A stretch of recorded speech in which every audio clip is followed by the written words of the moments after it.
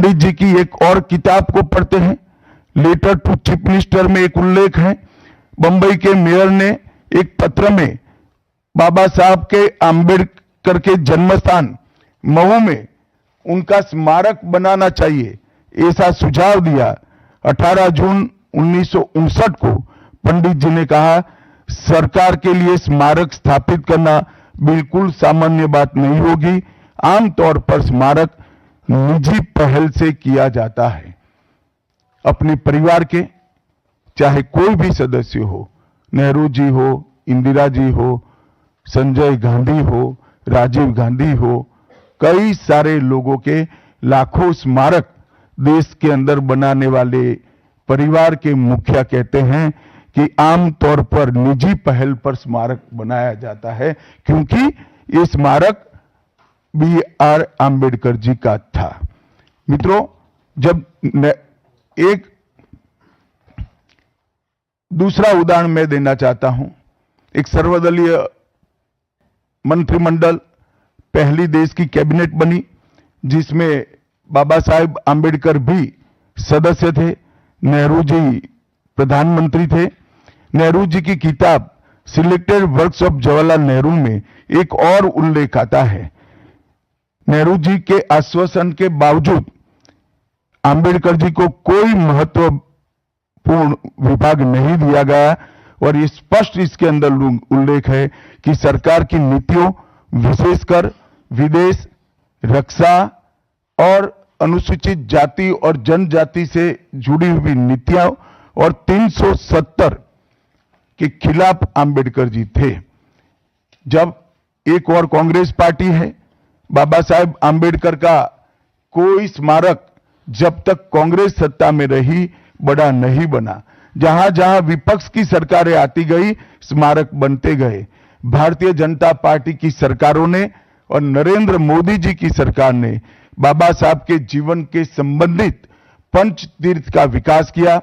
मध्य प्रदेश में महू, लंदन में वो स्थान जहां बाबा साहब पढ़ते थे, नागपुर में दीक्षा भूमि, दिल्ली में महापरिनिर्वाण स्थान और महाराष्ट्र के मुंबई में स्थित चैत्य भूमि का विकास करने का काम भारतीय जनता पार्टी की सरकारों ने किया। 19 नवंबर 2015 को नरेंद्र मोदी जी ने आंबेडकर जी के सम्मान में 26 नवंबर को संविधान दिन घोषित किया। डॉक्टर आंबेडकर इंटरनेशनल सेंटर की स्थापना भी की। 2018 में प्रधानमंत्री नरेंद्र मोदी जी ने महापरिनिर्वाण स्थल पर डॉक्टर आंबेडकर स्मारक का उद्घाटन किया, जो लगभग 2 एकड़ में फैला है। मित्रों, मैं आज जब आप सबके सामने उपस्थित हुआ हूं, तब राज्यसभा में मेरे बयान को तोड़ मरोड़ कर पेश किया गया। मेरा मीडिया के सभी मित्रों से आग्रह है, कांग्रेस ने सार्वजनिक जीवन में ये जो पद्धति की है कि बयानों को तोड़ मरोड़ कर पेश करना, हो हल्ला मचाना और भ्रांति खड़ी करना। पहले उन्होंने नरेंद्र मोदी जी के भी एडिटेड बयानों को सार्वजनिक किया। चुनाव जब चल रहा था, मेरे बयान को AI का उपयोग कर एडिट किया गया और पूरे देश में इसको प्रसारित करने का घृणित काम किया गया। और आज आंबेडकर जी के लिए मेरी बात को तोड़ मरोड़ कर वो पेश कर रहे हैं। मैं स्पष्टता के साथ कहना चाहता हूं, मीडिया को विनती भी करना चाहता हूं कि मेरा पूरा बयान जनता के सामने रखिए। मैं वो पार्टी से आता हूं जो पार्टी कभी आंबेडकर जी का अपमान नहीं कर सकती। पहले जनसंघ और फिर भारतीय जनता पार्टी ने हमेशा आंबेडकर जी के सिद्धांतों के आधार पर चलने का प्रयास किया है। जब जब भारतीय जनता पार्टी शासन में रही, आंबेडकर जी के सिद्धांतों का हमने प्रचार किया है, प्रसार किया है। आरक्षण को और मजबूत करने का काम भारतीय जनता पार्टी ने किया है। इन्होंने जिस प्रकार से आरक्षण को भी विरोध किया, वो भी हम सब जानते हैं।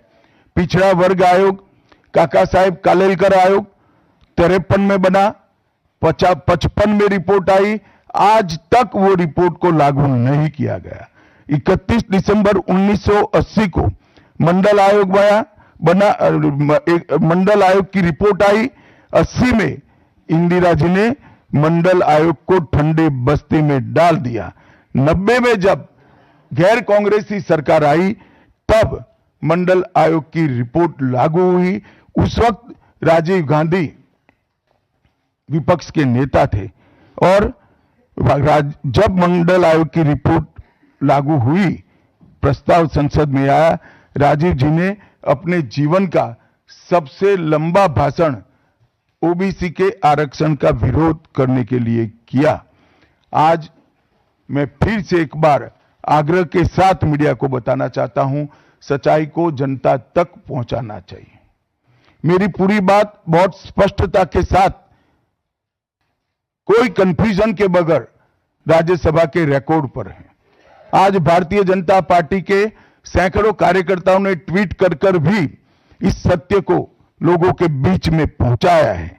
और जिन्होंने जीवन भर बाबा साहेब का अपमान किया, जिन्होंने जीवन भर बाबा साहब के सिद्धांतों को दरकिनार किया, जिन्होंने जब तक सत्ता में रहे बाबा साहब को भारत रत्न मिलने नहीं दिया, जिन्होंने जब तक सत्ता पर रहे आरक्षण के सिद्धांतों की धज्जियां उड़ाई, वो लोग आज बाबा साहेब आंबेडकर के नाम पे भ्रांति फैलाना चाहते हैं। मैं कांग्रेस के अध्यक्ष खड़गे जी को भी कहना चाहता हूं, खड़गे साहब, आपका तो कम से कम दायित्व तो बनता है, क्योंकि आप उस वर्ग से आते हो जो वर्ग के लिए बाबा साहब आंबेडकर जी ने पूरा जीवन समर्पित किया। आपने कम से कम कांग्रेस के एक कुत्सित प्रयास में सपोर्ट नहीं करना चाहिए था। मुझे बड़ा दुख है कि आप भी राहुल गांधी जी के दबाव में इसके अंदर शामिल हुए हो। मित्रों, आज जब हम सब यहां बैठे हैं, मैं फिर से एक बार कहना चाहता हूं, कांग्रेस के पास इस संविधान के ऊपर की चर्चा में बाबा साहेब आंबेडकर विरोधी कांग्रेस है, इसका कोई जवाब नहीं बचा। संविधान विरोधी कांग्रेस है, इसका कोई जवाब नहीं बचा। कांग्रेस आरक्षण विरोधी है, इसका कोई जवाब नहीं बचा। कांग्रेस सावरकर विरोधी है, इसका भी कोई जवाब नहीं बचा। कांग्रेस ओबीसी विरोधी है, उसका भी कोई जवाब नहीं बचा। आपातकाल का पाप कांग्रेस के ही समय में हुआ, इसका भी कोई जवाब नहीं बचा। नारी सम्मान का विरोध भी कांग्रेस ने ही किया, वो प्रस्तापित हो गया। न्यायपालिका का अपमान ही कांग्रेस ने ही किया, वो भी प्रस्तापित हो गया। भारत की भूमि को भी संविधान को दरकिनार कर विदेश को सौंपने का पाप भी कांग्रेस ने ही किया, ये भी प्रस्तापित हो गया।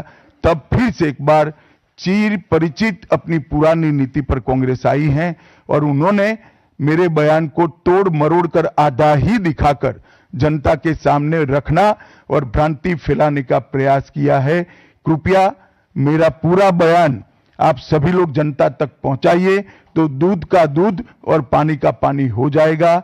मैं उस पार्टी से आता हूं, उस संस्कृति से आता हूं, जो स्वप्न में भी बाबा साहब के विचारों का या बाबा साहब के स्वयं का अपमान नहीं कर सकते।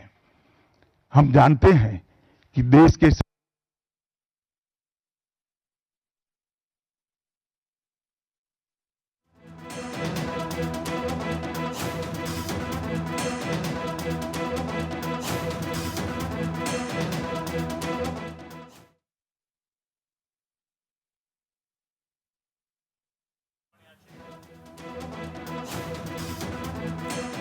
அம்பேத்கரை அவமதிக்கும் வகையில் மத்திய உள்துறை அமைச்சர் அமித்ஷா பேசியதாக எதிர்க்கட்சிகள் குற்றம் சாட்டிய நிலையில் இதுகுறித்து தற்போது அமித்ஷா விளக்கம் அளித்திருக்கிறார்.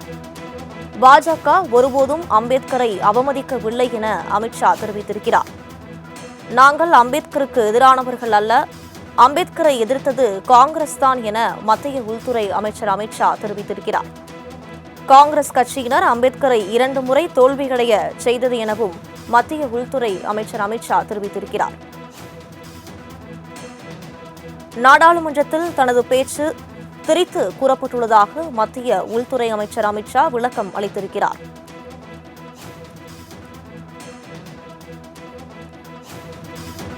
நாங்கள் அம்பேத்கருக்கு எதிரானவர்கள் அல்ல என மத்திய உள்துறை அமைச்சர் அமித்ஷா தெரிவித்திருக்கிறார்.